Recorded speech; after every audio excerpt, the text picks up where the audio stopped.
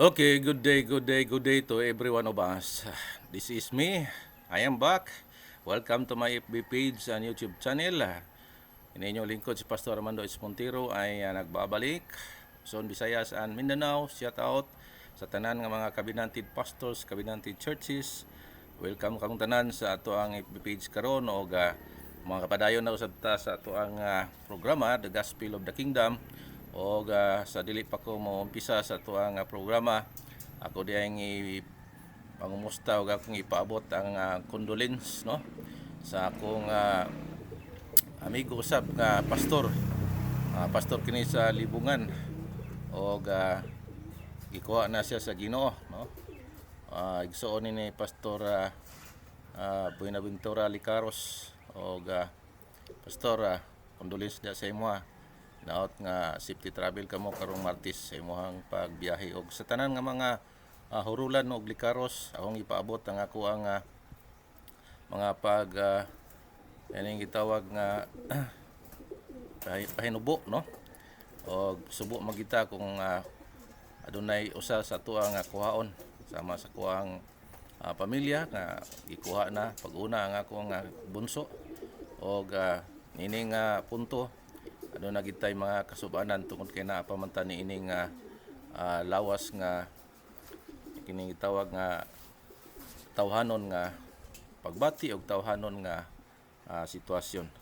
Pan time will come nga pahira na sa Ginoo atong luha og no more pain, no more sorrow, no more crying mga kaigsunan. So sa ato adiyay nga subject karon mga kaigsunan atong pamalandungan ang usa ka pangutana nga what is life no? Unsa di ang kinabuhi? Sa James chapter 4 verse 14, whereas you know that what shall be on the morrow, for what is your life? So mo atong atong tawag nga tema, what is your life? It is even a vapor that appeareth for a little time and then vanisheth away. According to Job chapter 14:1 2, jump sa verse 5, man that is born of a woman is of few days and full of troubles. He cometh forth like a flower, and it is cut down. He playeth also as a shadow, and continueth not.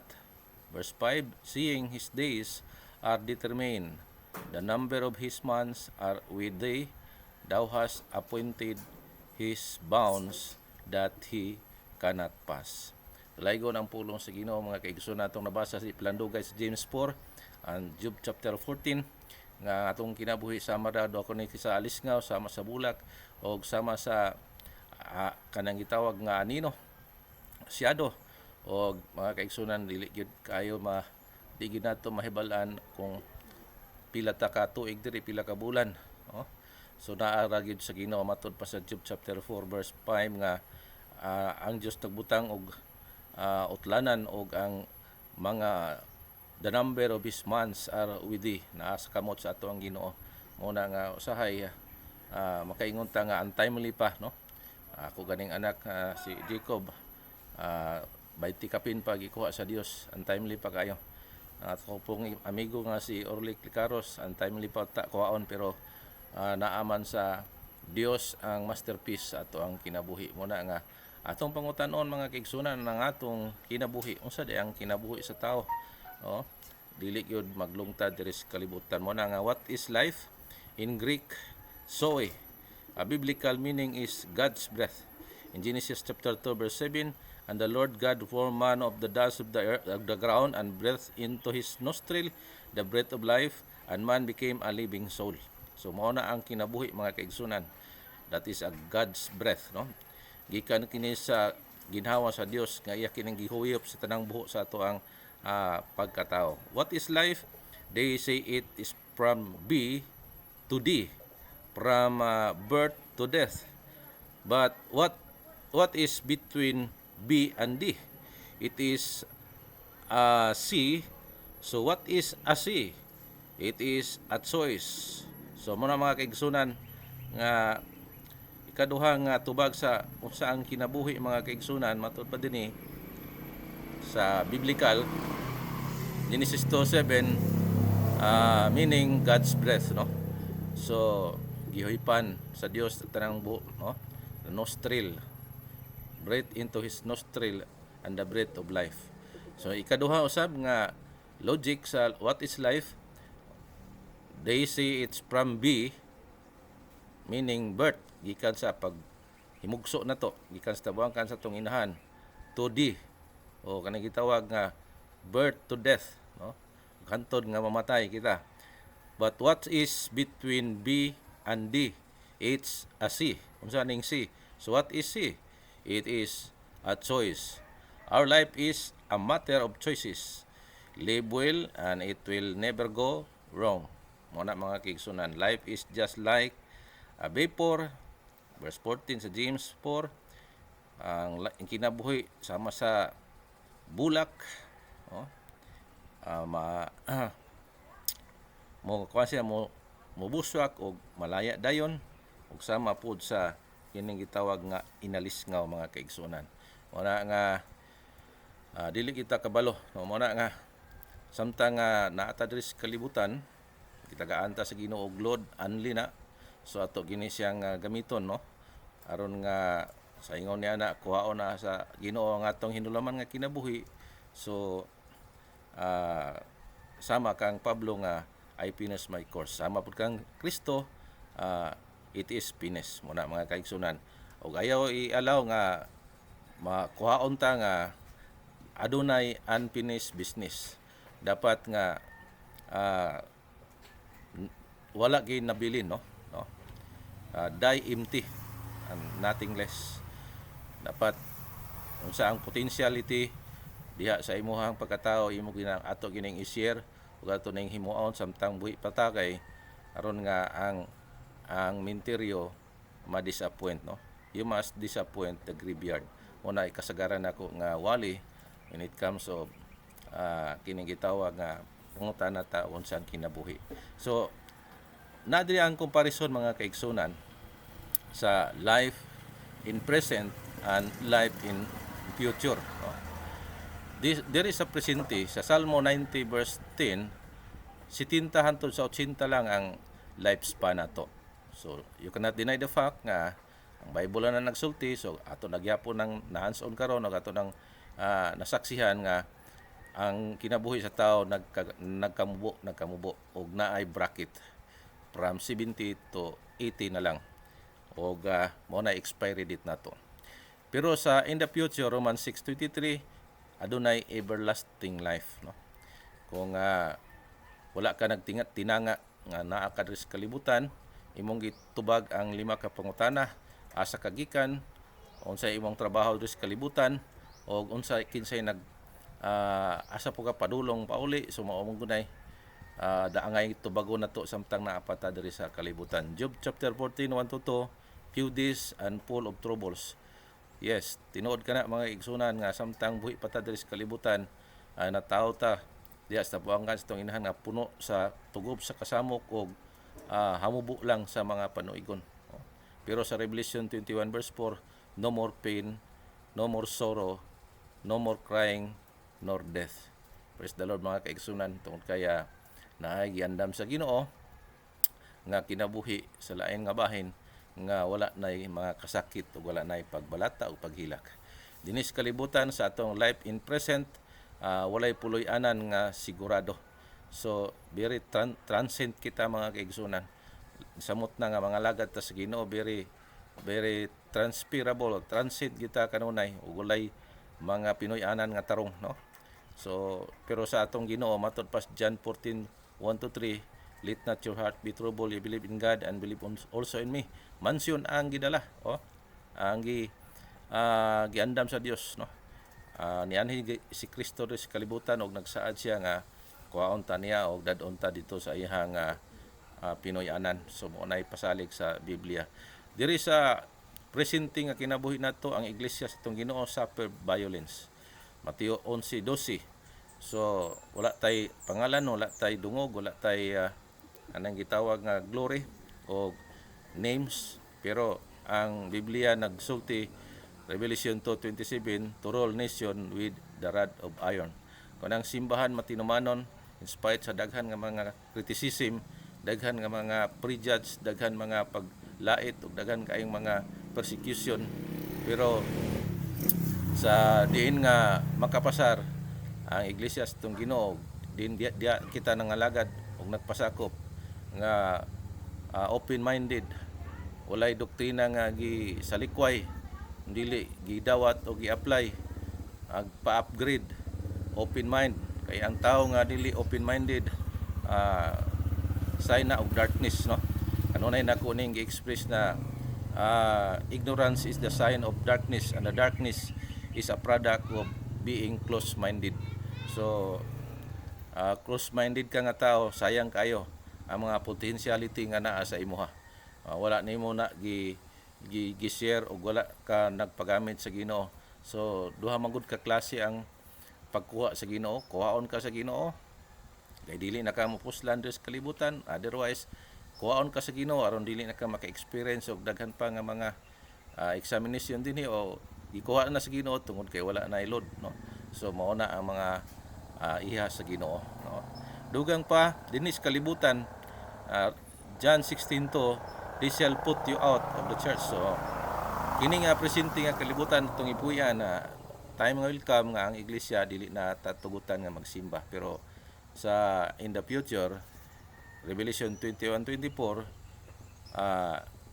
makasulod ta sa gingharian, na po'y dili kasulod. So mao na ang kinabuhi karon og sa umalabot nga kinabuhi, no? Dunay dako kayong diferensya. Ang kinabuhi karon, matud pa dinhi Hebrews 9:27, we are appointed unto death, no? It is appointed to man once to die, and after this the judgment. Mo na ang giingon sa Hebrews 9:27. Pero sa John 5:28 hangtod sa 29, imong mabasa dinha nga adunay mga pagbanhaw.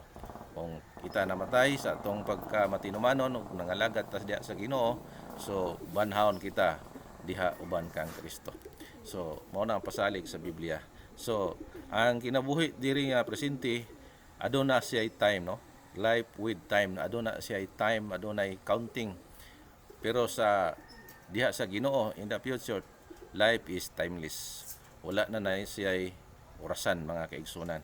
So from birth, kinahanglan nga unsa nang naa sa tunga, that is a choice or time, bago moabot ang D. What is D? That is death, no? So naara sa imuha, no, ang choices. Kung imo bang ipagamit ang imuhang potentiality sa buluhaton sa Dios, o otherwise dili, no? So therefore it is time to seek the Lord. Samtang buhi pa ta. Hosea chapter 10 verse 12, no? Time to awake. Kung nagtulog-tulog ka nga katawhan sa Dios, to panahon na sa igmamata, no? Romans 13 verse 11.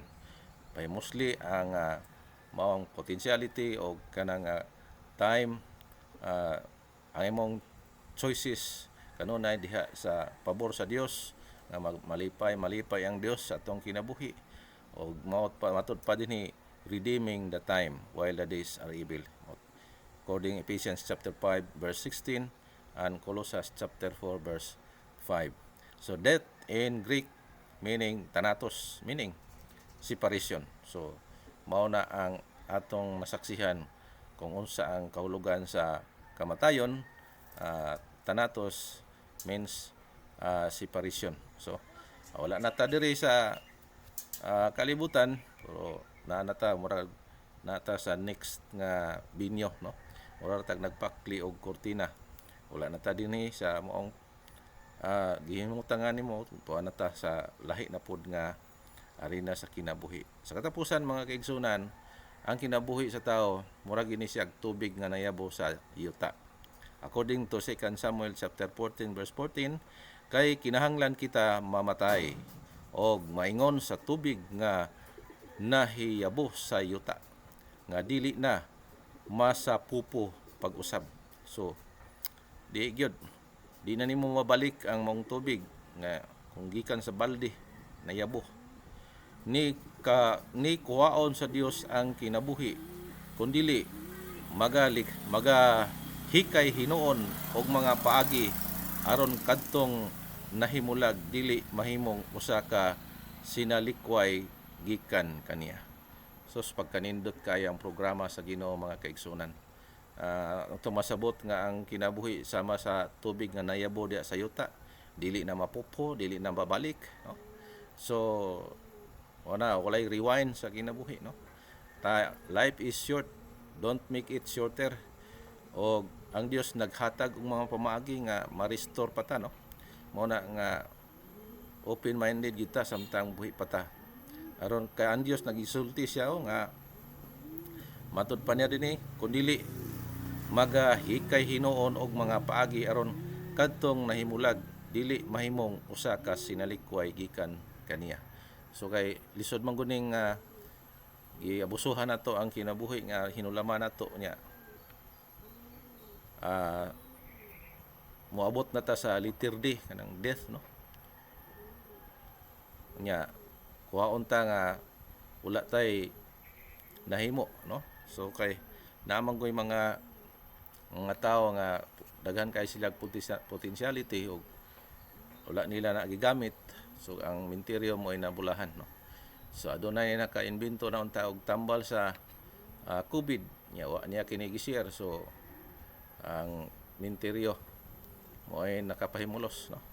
Nanauntay business nya wala niya ni gi-open, no? Og daghan kayong ulahin na, no?